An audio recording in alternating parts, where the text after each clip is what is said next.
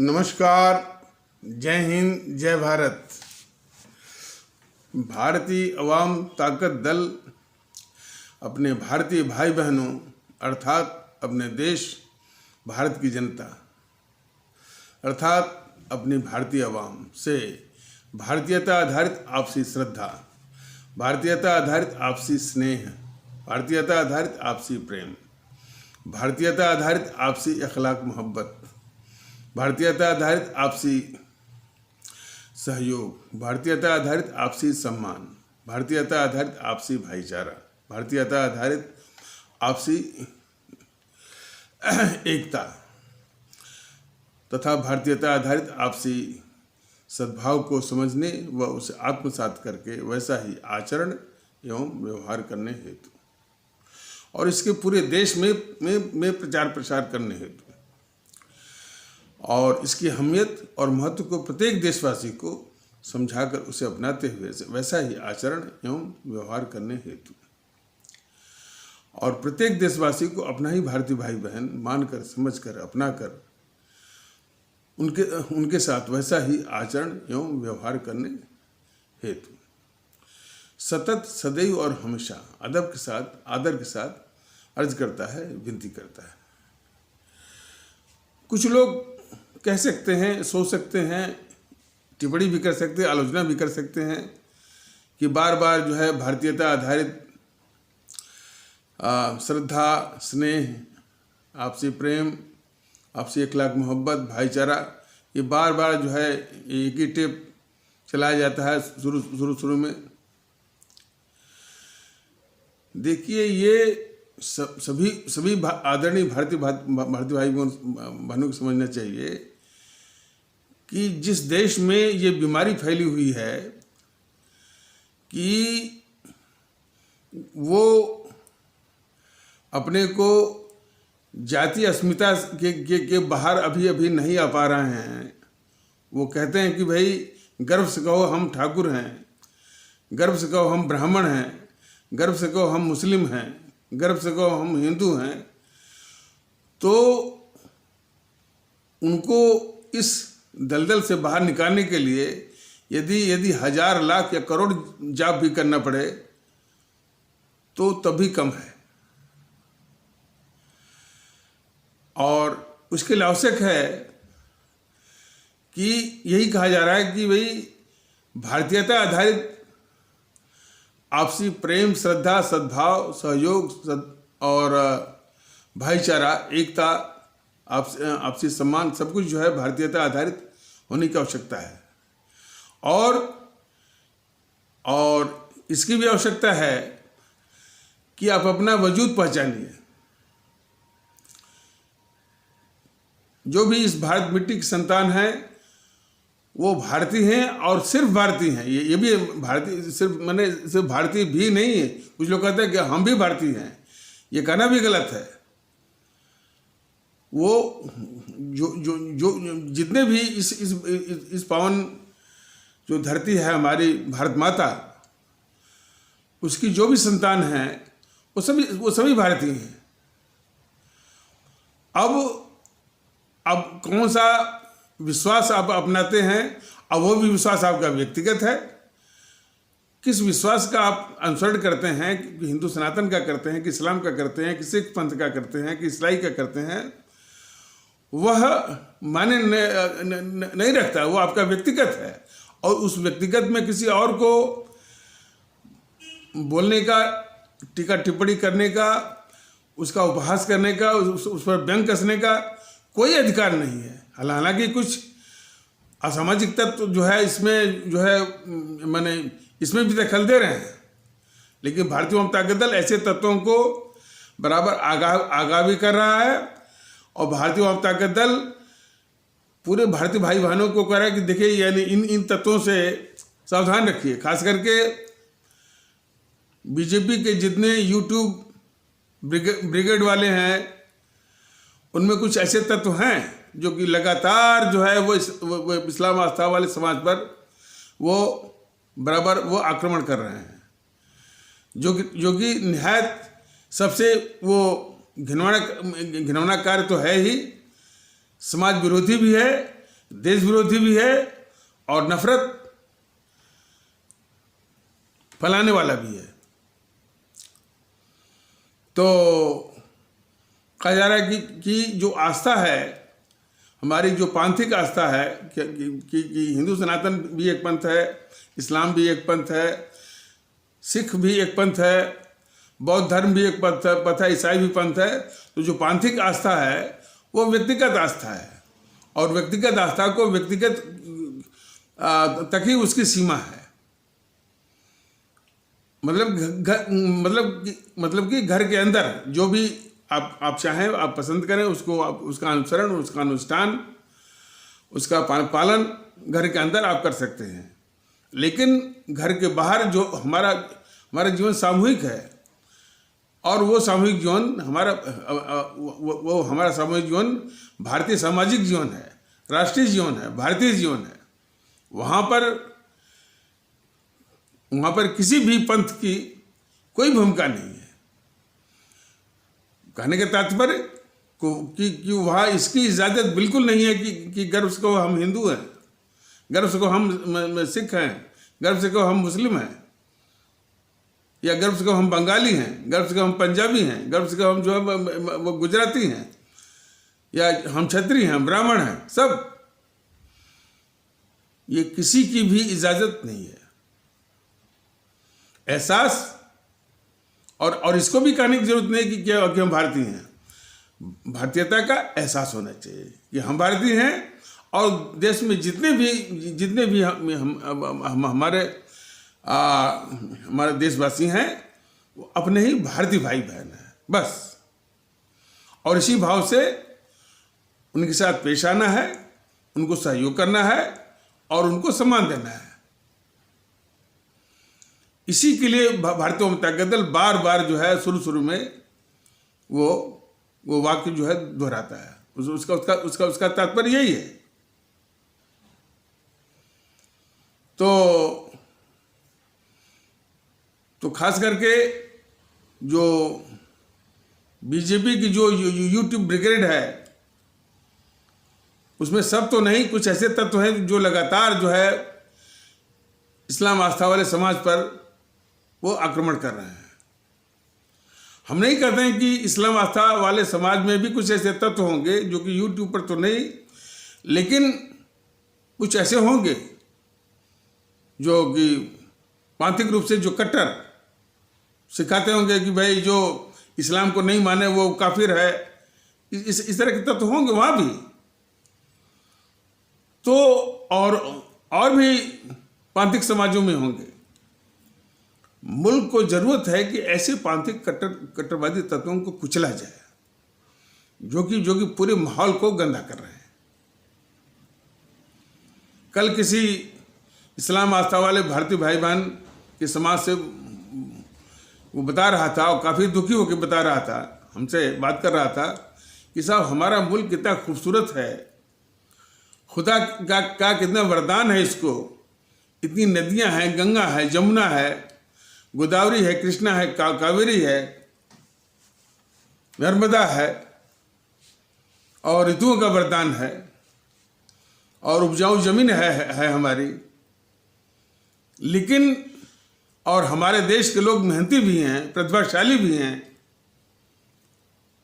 लेकिन सब कुछ तबाह हो रहा है कट्टरवादी तत्वों के जो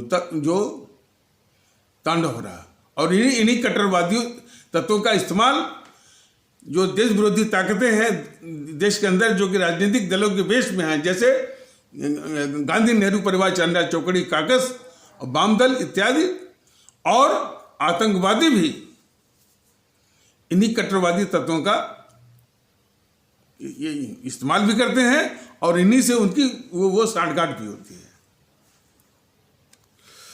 भारतीय जनता दल लगातार जो हमारे भारतीय सामाजिक जो बुनियाद है, और जिस बुनियाद को खोदने में, उसको कमजोर करने में ये ताकतें लगी हुई हैं, इससे बराबर जो है वो आगाह कर रहा है। बाकी तो जो है, जो अपने आवाम की खिदमत करनी है, लोगों की जो सेवा करनी है, जो उनको जो डिलीवरी देनी है, और मुल्क की जो खिदमत करनी है वो भी है, लेकिन उससे ज़्यादा ज़रूरी है कि हमारे समाज में जो सद्भाव, जो इखलाक मोहब्बत, जो भाईचारा, जो एकता जो होनी चाहिए, उसको ये ताकतें, वो देश विरोधी ताकतें जो है, भारत विरोधी ताकतें जो है, इन्हीं कट्टरवादी तत्वों के माध्यम से ये बर्बाद कर रही हैं, तबाह कर रही हैं। तो हमारे सभी आदरणीय भारतीय भाई बहनों का ये फर्ज बनता है कि ऐसे कट्टरवादी तत्वों को पहचानें और उनको समाज से बाहर करें, देश से बाहर करें, और यह संभव हो सके तो उनको कुचलने की आवश्यकता है। और एक उनका एक जाल और है कि वो अपने ही जाल में दूसरों को फंसाना चाहते हैं, और कुछ लोग जाने अनजाने में या जानबूझ करके उनके जाल में फंस भी जाते हैं।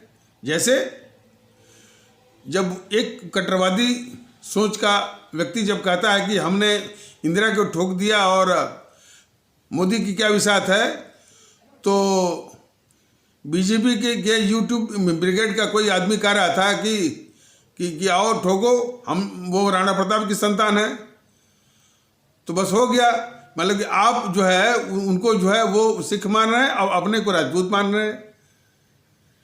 तो यही जो जाति अस्मिता को एसर्ट करना, जबकि हमारी असली अस्मिता भारतीयता की है, यानी हम उनको भी भारतीय माने, अपने को भी भारतीय माने, और इस भारतीयता को जो के विरुद्ध जो आचरण कर रहा है उसको इस समाज का दुश्मन माने, किसी भी रूप में हो, आतंकवादी के रूप में हो, खालिस्तानी के रूप में हो, और जो है और जो है वो एलटीटी के रूप में हो, अल्फा के रूप में हो, नक्सली के रूप में हो। तो ये सभी जो है यानी सभी को पहचानने की आवश्यकता है, और ये समाज का धर्म बनता है, हमारे सभी आदरणीय भारतीय भाई बहनों का फर्ज बनता है कि ऐसे तत्वों को पहचाने और अपने समाज से बाहर करें उसको। तभी शांति आएगी और तभी इस मुल्क में ताकत आएगी।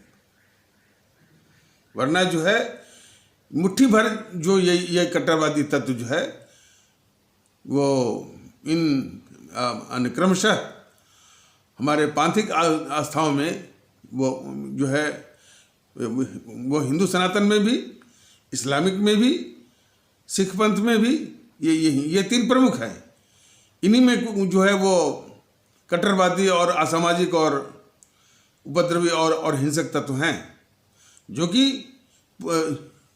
पूरे माहौल को चौपट कर रहे हैं।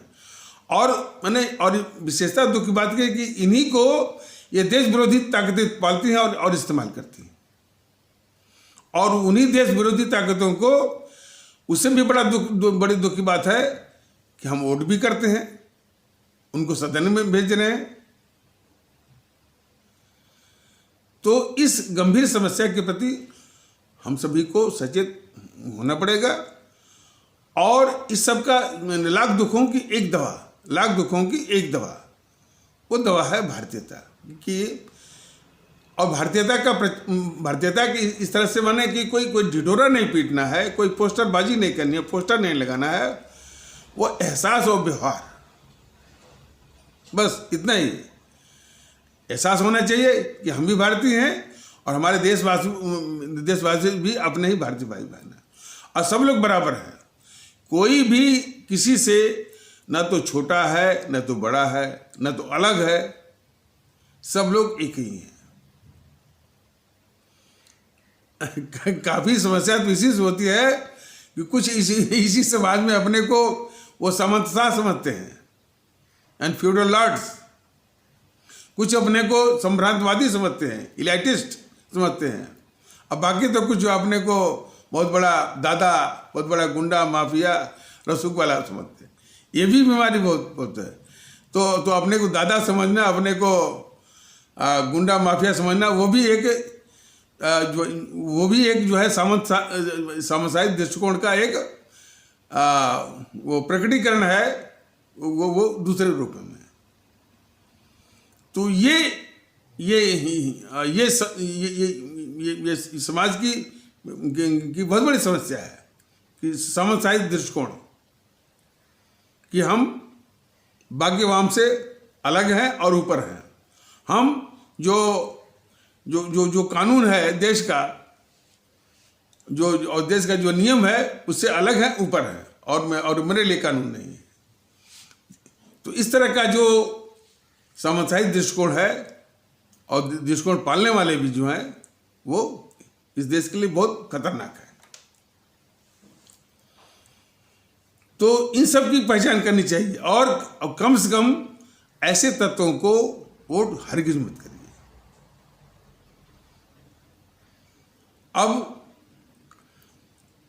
और दृष्टिकोण को बिल्कुल साफ रखिए। अब जैसे एक रोज कोई बात कर रहा था हमसे, तो कह रहा था कि भाई केजरीवाल जो मुफ्त पानी मुफ्त बिजली देकर जीत गया और वो फिर जीतेगा। तो इस तरह का देखिए नमूना ये बताया जा रहा है। केजरीवाल झूठा तो है ही, बराबर झूठ ही बोलता है, लेकिन उससे घातक चीज है कि वो इस देश का गद्दार भी है। गद्दार इस मामले में कि उसको जरा भी ये संकोच नहीं हुआ कि भारत तेरे टुकड़े होंगे और भारत की बर्बादी तक जंग जारी रहेंगे, ऐसे गिरोह के समर्थन में वो खड़ा हो गया। और हमारी सेना ने जब सर्जिकल स्ट्राइक में पराक्रम दिखाया, तो उसका सबूत मांगा है उसने। यानी हमारी अपनी सेना का मनोबल गिराने की उसने वो नीचता दिखाई। और ऐसी ही नीचता अपनी सेना के खिलाफ जब बालाकोट में स्ट्राइक हुई, तब इसने दिखाई। और तमाम इस तरह के सूचनाएं भी हैं कि इसको विदेशों से फंड बहुत मिलता है, खासकर पाकिस्तान से भी और अरब मुल्कों से भी, और देश विरोधी और भारत विरोधी मुल्कों से मिलता है। तो वो इस देश का गद्दार है। दिल्ली की जनता को जानना चाहिए कि मुफ्त पानी मुफ्त बिजली, तो ये दृष्टिकोण अब आपस में तो मैंने अपने आप में तो खतरनाक है ही, लेकिन इस गद्दार को चुनना जो है वो सबसे बड़ा अपराध है। और एक एक करके वो जो है वो चोट पहुंचा रहा है इस देश को भी, दिल्ली वासियों के भी, और खास करके गरीब भारतीय भाई बहनों को भी। कोरोना के समय में इसकी दुष्टता देख लीजिए, क्या अफवाह फैला करके सारे हमारे मजदूर भाइयों को इकट्ठा करवा दिया आनंद विहार में और गाजीपुर बॉर्डर पर। कोरोना का समय था, बताइए, कोरोना फैल जाता और कितने की जान जाती। तो कितनी इसकी घिनौनी मानसिकता है। बस सारा पैसा जो है वो फूंक रहा है विज्ञापनबाजी में। लोग कोरोना से मर रहे थे, उनकी लाशों पर ये हंस रहा था, मुस्कुरा रहा था, इसके फोटो आ रहे थे। किसानों का आंदोलन चल रहा है, किसानों का आंदोलन को खत्म कराने के बजाय फिर इसने वो नौटंकी शुरू कर दिया। वो कृषि बिल फाड़ रहा है वो उसमें विधानसभा में। लेकिन ये जो वर्णन किया जा रहा है कि इसके केजरीवाल के विषय में, तो केजरीवाल मुख्यमंत्री है और मुख्यमंत्री जो है वो भारत के संविधान से बंधा हुआ है। लेकिन कोई भारत के संविधान का जो प्रावधान है, जो अस्त्र है, कोई देश हित में प्रयोग करे तब ना। ये जो कायर किस्म का निकम्मा प्रधानमंत्री बैठा हुआ है, इसलिए तो केजरीवाल जैसे गद्दारों की, देश विरोधियों की जो है हिम्मत वो हिम्मत बढ़ी हुई है। तो देश यानी कितने संकट से गुजर रहा है, ये देखिए। केजरीवाल जैसे गद्दार लोग जो है सरेआम जो है वो कृषि बिल फाड़ रहे हैं, और मोदी जो है वो कार्यों के द्वारा जो है वो मुख्य दर्शक वो बने हुए हैं। तो कल एक खबर थी कि मोदी महोदय जो है वो अलीगढ़ मुस्लिम यूनिवर्सिटी के सेंटेनरी सेलिब्रेशन यानी 100वीं वर्षगांठ के अवसर पर वो भाग लेंगे। और फिर वही जो मीडिया का जो आदत है, जो उसकी मानसिकता है, जो उसका गंदापन है, फिर वही दिखा रहा था कि जिन्ना की तस्वीर मंजूर और मोदी की तस्वीर नामंजूर। भारतीय जनता दल स्पष्ट रूप से अपने आदरणीय भारतीय भाई बहनों को बताना चाहता है कि, और ये दावे के साथ कह रहा है कि जिसमें ये मोहनदास करमचंद गांधी और ये नेहरू दोनों गद्दार इस देश के नेहरू को ही सत्ता दिलाने की साजिश कर रहे थे। जिन्ना साहब ने भी प्रधानमंत्री पद का दावा ठोका था, दावा किया था। इनको उस दावे से बाहर करने की साजिश के तहत देश को बांट करके एक टुकड़ा पाकिस्तान निकाल करके और उसी पाकिस्तान के द्वारा इस जिन्ना साहब को शांत करने की साजिश की जा रही थी। इस तमाशा को पूरा देश देख रहा था, देश के लोग देख रहे थे, और ये सभी को जानना चाहिए कि उस समय के लोग बताते हैं, और हमने काफ़ी इस बात के इंक्वायरी भी की थी कि देश की जो मानसिकता कह रही थी कि इस देश का प्रधानमंत्री जिन्ना साहब को ही बनना चाहिए, कम से कम इतना फायदा तो जरूर होगा कि देश बंटने से बच जाएगा। और ये भी खबर सामान्य हो गई थी कि जिन्ना साहब का जीवन जो है जो उनको बोन टीबी हुई है, जो कि ये खबर जो सार्वजनिक हो गई थी, उनका जो जीवन यानी कुछ ही दिनों के लिए शेष है, माने चाहे वो दिन है, चाहे महीना है, चाहे साल है। तो इससे तो प्रधानमंत्री बनने में मुल्क भारत को फायदा ही था, राहत ही थी। तो कहने का मतलब है कि पूरा देश जो है वो जिन्ना साहब के पक्ष में था। तो जो ये प्रचारित करते हैं कि भाई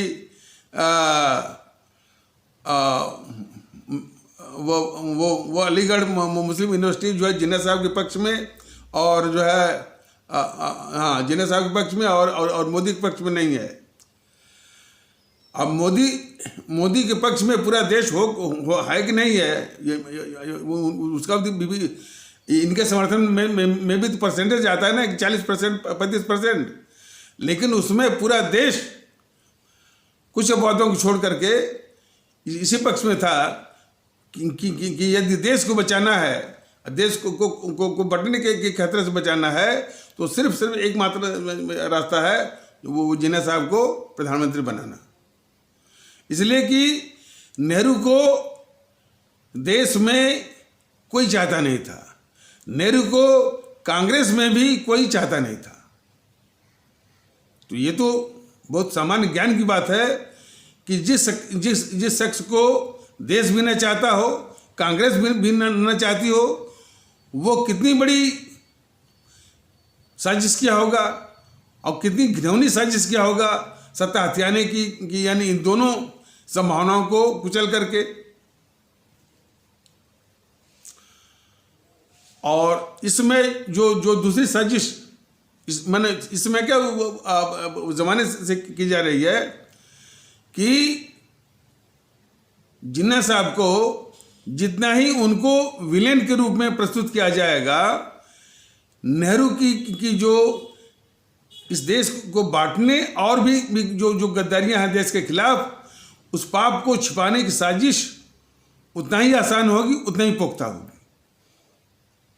ये साजिश है बार बार कभी कभी जिन्ना को आतंकवादियों से जोड़ देना, कभी वो जोड़ देना, लेकिन इस पर दोबारा से इतिहास लिखने की जरूरत है। इन जो वामपंथियों ने जो इतिहास लिखा है सारे तथ्यों को तोड़ के मरोड़ के छिपा करके, और जो है इसे गद्दार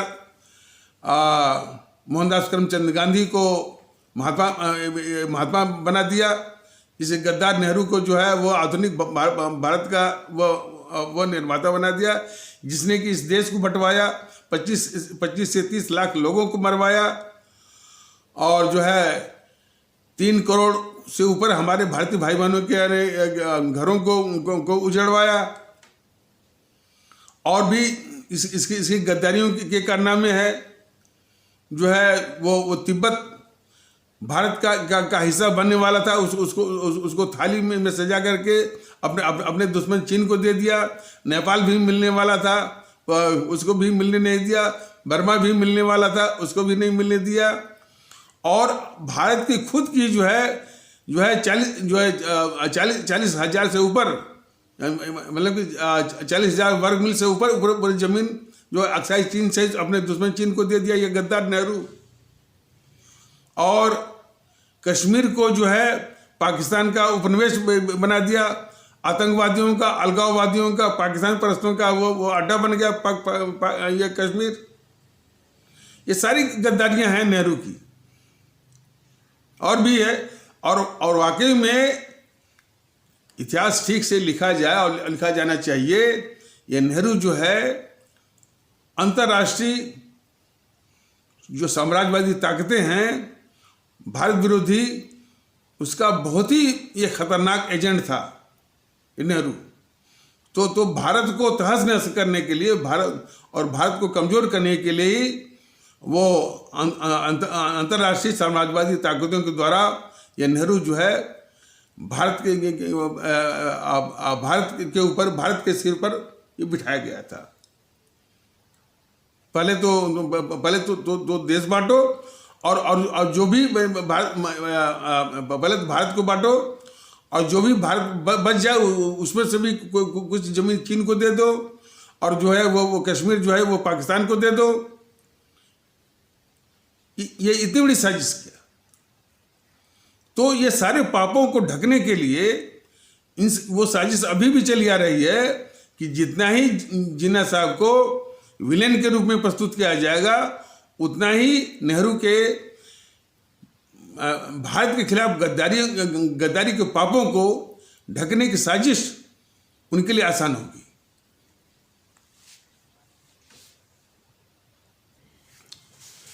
नेहरू के अलावा यदि कोई भी प्रधानमंत्री होता, सरदार पटेल होते, मौलाना आज़ाद होते, अम्बेडकर जी होते, डॉक्टर राजेंद्र प्रसाद होते, या जिन्ना साहब भी होते, तो कोई भी जो है यानी इस प्रस्ताव को नहीं ठुकराता।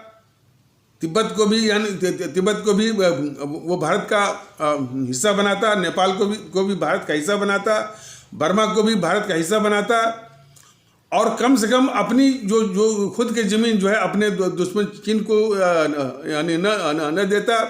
कश्मीर का सवाल ही नहीं वो पता होता, और मान लीजिए वो बढ़ भी जाता तो यदि पाकिस्तान अलग भी हो जाता, तो कश्मीर जो है जो कि भारत का अभिन्न अंग है, कभी भी वो पाकिस्तान की कॉलोनी नहीं बनता। ये गद्दार नेहरू जानता था कि जो भारत का एक टुकड़ा पाकिस्तान के रूप में अलग किया जाएगा, फिर जिन भारत विरोधी साम्राज्यवादी ताकतों के द्वारा वो बिठाया गया है, उन्हीं ताकतों के द्वारा वो भारत का वह टुकड़ा, पाकिस्तान वाला टुकड़ा, भारत के खिलाफ इस्तेमाल किया जाएगा। और ये भारत ने देखा है कि ये पाकिस्तान जो है जो है वो किसकी गोद में बैठ करके, अमेरिका की गोद में बैठ करके, अमेरिका से हथियार लेकर के, अमेरिका से पैसा लेकर के वो भारत को बराबर तंग करता रहा, युद्ध करता रहा और परेशान करता रहा। तो ये सारी साजिशें जो है वो गद्दार नेहरू की देन है। तो ये सारे जो है उसके पाप को ढकने के लिए हर वक्त जो है जिन्ना साहब को एक विलेन के रूप में ये पेश करते रहते हैं।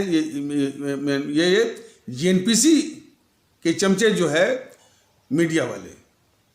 और ये मत समझिए कि जी न्यूज़ जो है वो जीएनपीसी के चमचा नहीं है। जीएनपीसी भी नहीं, जी न्यूज़ भी जीएनपीसी का ही चमचा है। और एनडीटीवी आज तक वाले, एनडीटीवी आज तक न्यूज़ 24 वाले तो इत्यादि तो हैं ही, ये जी न्यूज़ भी है। तो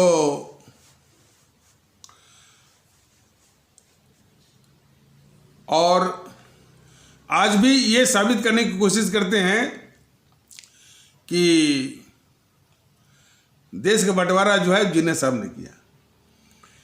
यह देश को जाना चाहिए, जी न्यूज़ को भी जाना चाहिए, सारे मीडिया को जाना चाहिए, हमारे आदरणीय भारती भानु को जाना चाहिए। और ये सवाल जो है इनसे पूछा भी जाना चाहिए कि देश को बांटने का प्रस्ताव किसने पास किया था। ये जी न्यूज़ बता दे।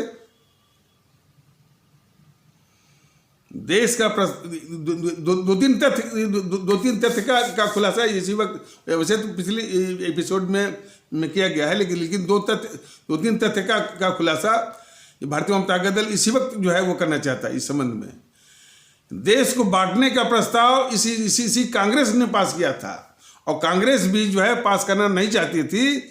ये गद्दार मोहनदास करमचंद गांधी ने ही जो है पूरे कांग्रेस को दबाव में लेकर पास करवाया। तो जो कांग्रेस खुद देश बांटने का प्रस्ताव पास कर रही है और उसका इल्जाम बढ़ रही है वो जिन्ना साहब के माथे पर। देश न बटे, ये अरुणा आसिफ अली वो कांग्रेस की ही नेता थी, बहुत कद्दावर नेता थी। उन्होंने चिट्ठी लिखा था इसी मोहनदास करमचंद गांधी को, लेकिन माना नहीं। किस लिए? वो भी देश जाने।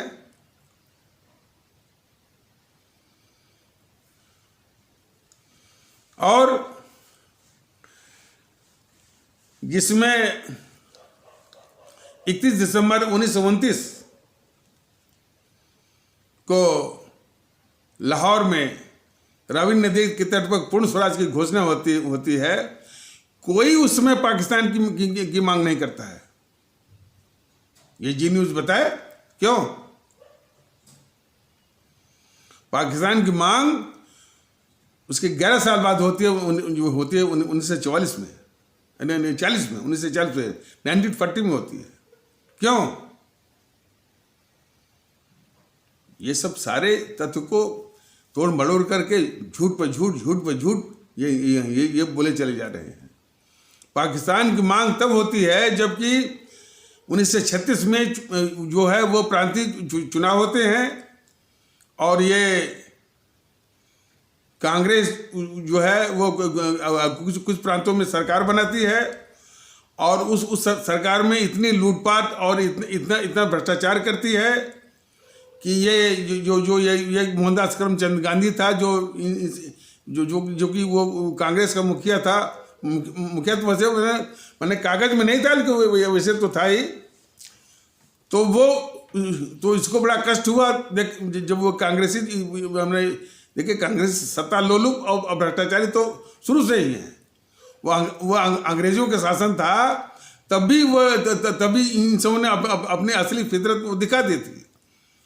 तो 1936 में इन कांग्रेसियों के भ्रष्टाचार और सत्ता लोलुपता को देख करके ये मोहनदास करमचंद गांधी बहुत दुखी हुआ, और उसी ने कहा कि अब इस कांग्रेस को खूबसूरत दफन देने का वक्त आ गया है।